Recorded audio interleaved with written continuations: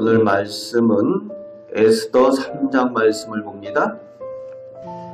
하나님께서 선하신 길 가운데 유다인 모르드게의 사촌동생 에스더를 강대국 바사왕의 왕으로 세우셨습니다. 그리고 오늘 본문에 이어지면서 1절에 그 후에로 시작을 하는데, 늘 형통하고 감사하는 일들이 하나님의 사람들에게 있으면 얼마나 좋겠습니까마는, 하나님의 사람들이기 때문에 오히려 겪게 되는 시험과 환난과 어려움들이 있게 되어진다는 겁니다. 이것을 우리가 당연히 생각해야 돼요. 하나님의 사람들이기 때문에 이 악한 세상 가운데 살아가면서 당연히 시험도 있고 환난도 있고 어려움들도 있다라는 것을 당연하게 여겨야 된다는 겁니다. 왜냐하면 영적인 전쟁은 끊임없이 하기 때문에 그렇습니다. 하나님께서 계시면은 당연히 악한 세력도 있는 것을 인정해야 된다는 거예요. 이것을 인정하는 것이 진정한 믿음입니다. 세상에 귀신이 어딨어 이런 얘기를 하면 안 되는 거예요.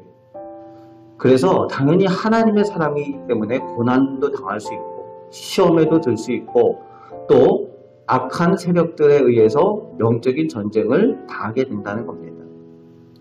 그래서 오늘 본문의 1절 말씀에 보면은 왕이 하만이라는 사람의 지위를 높여서 왕 다음의 자리에 두었다라고 기록을 하고 있습니다.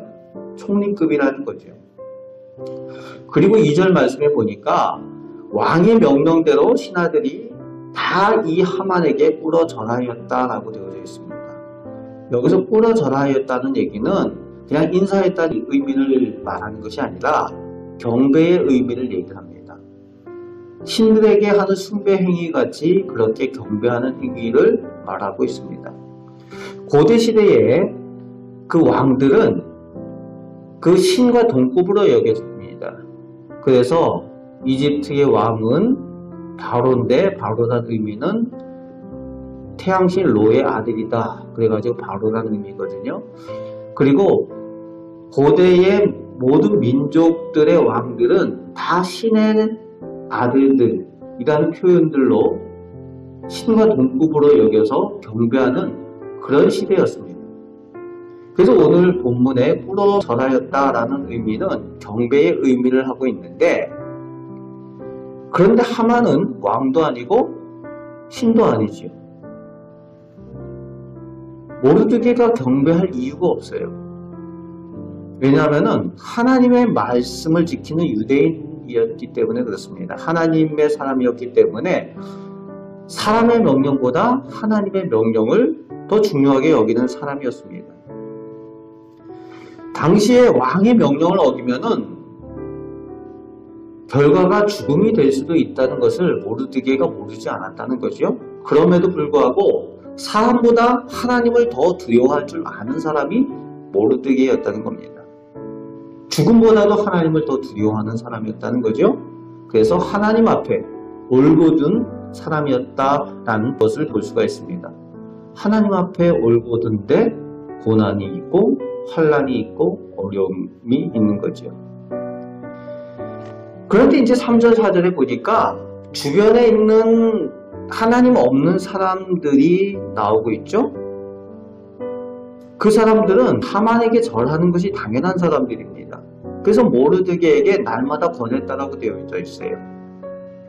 날마다 왜 그 하만에게 절하지 않느냐?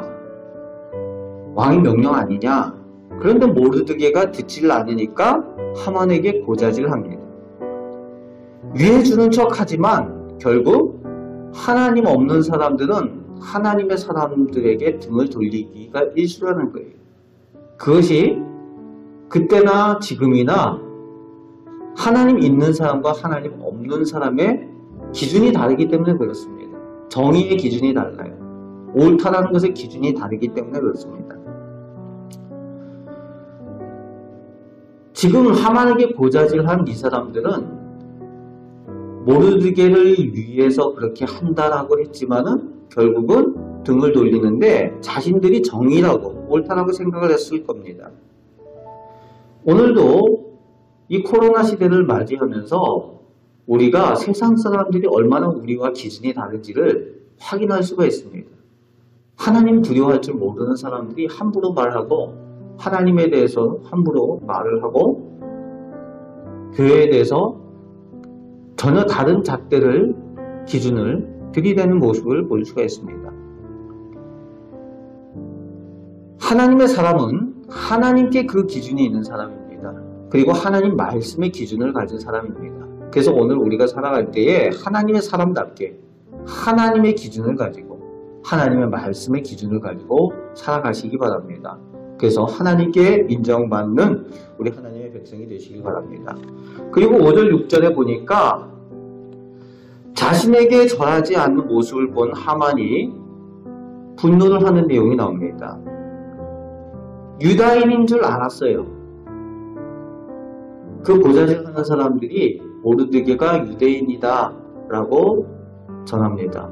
그리고 유대인이라고 모르드게가 그 권하는 사람들한테 한 얘기는 당시의 바사가 그 여러 민족들의 다양성을 포용하는 포용주의 정책을 가지고 있었기 때문에 당연히 유대인이 가지고 있는 그 특징, 사람에게 경배하지 않고 하나님에게만 경배한다라는 그런 그 포용주의 정책에 그것이 인정되어질 수 있는 일이기 때문에 나는 유대인이다 라고 얘기했던 거예요. 그런데 그것조차도 하만은 인정하지 않는 거죠. 오히려 그 당시 바사가 가지고 있던, 왕이 가지고 있었던 그 포용정책, 타민족에 대한 포용정책에 대해서 어긋나는 모습을 가지고 있는 것이 하만입니다. 자신에게 절하지 않는, 경배하지 않는 모습을 본 하만이 분노하고 유다인인 줄 알면서도 해하려고 듭니다. 그래서 자신을 높여주지 않고 자신을 인정하지 않는 모르드게를 죽이는 것뿐만이 아니라 그 민족까지 다 멸해야 되겠다라고 결심을 하게 되는 거죠. 하나님의 백성의 대적이 되어지고 있습니다.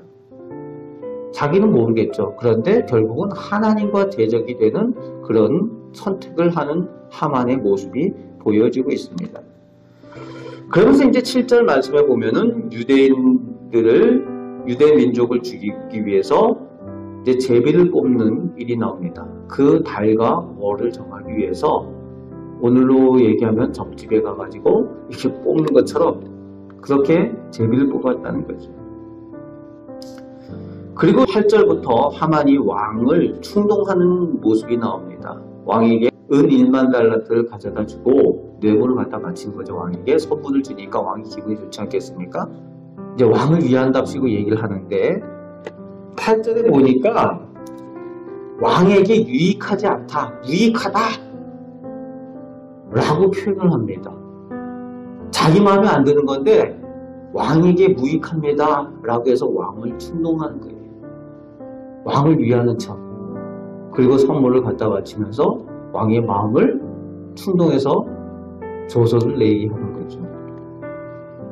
고대에서는 그 반지이 왕이 가지고 있는 인장 반지, 그것을 가지고서 이제 조서를 쓰면 그걸 그대로 이렇게 도장을 찍어가지고 이렇게 반포하는 일인데, 이거를 왕이 이 하만에게 넘겨주는 거죠. 그래서 이제 하만이 자기 멋대로, 자기 마음대로 할 수 있는 그 권력을 가지고 휘두르게 됩니다. 그래서 조서를 보내가지고 유다 민족을 이때에 죽이겠다라고 반포를 하게 되는데, 그 일을 위해서 실제적으로 구체적으로 실행을 하게 됩니다. 그래서 죽이기 위해서 온 나라가 소동하면서 바쁜데 16절에 보니까 왕이 하만과 함께 앉아서 마시되 수산성은 어지럽더라 이렇게 되어져 있죠. 하나님의 백성을 죽이기 위해서 계략을 꾸미고 그렇게 해놓고 악한 사람들은 잔치하는 거예요. 이게 세상의 모습입니다. 하나님을 모르는 사람들, 하나님 없는 사람들은 사람을 해치고 죽이는 일을 하면서도 자기가 잘했다라고 잔치하는 사람들의 악한 모습이 보여지고 있어요. 오늘 본문을 통해서 우리가 하나님의 말씀을 들어야 되는 것은 우리가 하나님의 사람이기 때문에 세상을 살아갈 때에 유혹과 환난과 시험이 있다는 겁니다. 그것을 이길 힘은 하나님의 말씀이라는 겁니다. 오직 하나님 말씀이 있다는 겁니다.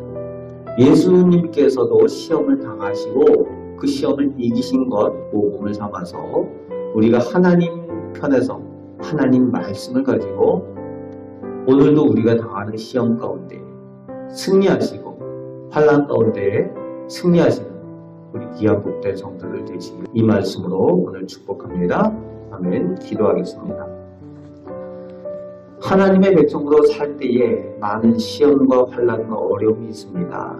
그러나 하나님 편에 서 있을 때에 하나님께서 저희를 책임져 주시고 저희와 함께 하시며 승리케 하여 주실 줄 믿습니다. 오늘도 주님을 의지하며 승리하며 살아가는 저희들 다 되게 하여 주옵소서. 저희들 통하여 하나님 영광받아 주옵소서. 오늘도 저희 기도를 들으시고 감사의 제목과 간증의 제목들로 저희 가운데 채워 주옵소서. 예수 그리스도의 이름으로 기도하옵나이다. 아멘.